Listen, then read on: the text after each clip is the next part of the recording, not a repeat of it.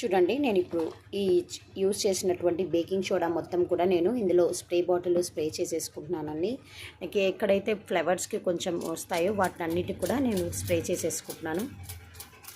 ఫ్లవర్స్కి, తర్వాత రూట్స్కి, మీకు చెప్పినట్టు రూట్స్కి మనం ఎట్లా వాటర్లో పోస్తాము, ఈ స్టెమ్స్కి చేసామనుకోండి, ఇప్పుడు గ్రోత్ అవుతున్నటువంటి స్టెమ్స్ అన్నిటికి కూడా మనం యూస్ అవుతుంది.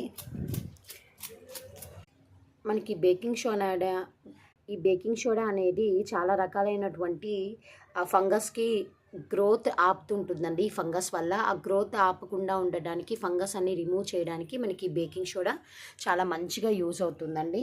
అలానే వీటి వల్ల ప్లాంట్స్కి ఎలాంటి డ్యామేజ్ ఉండదండి. బేకింగ్ సోడా వల్ల మంచి ఉంటుంది తప్ప ఎలాంటి డ్యామేజ్ ఉండదు. ఇది అన్ని రకాల ప్లాంట్స్కి, లీవ్స్కి, లేదంటే మనీ ప్లాంట్స్కి వేటికైనా కూడా ఇచ్చుకోవచ్చండి. ఎలాంటి ప్రాబ్లం లేదు. నేను అన్నిటికీ ఇప్పుడు రిమూవ్ చేసేస్తున్నాను. చూసారా, ఇలా రిమూవ్ చేస్తే ఫాస్ట్ గ్రోతింగ్ ఉంటుందండి.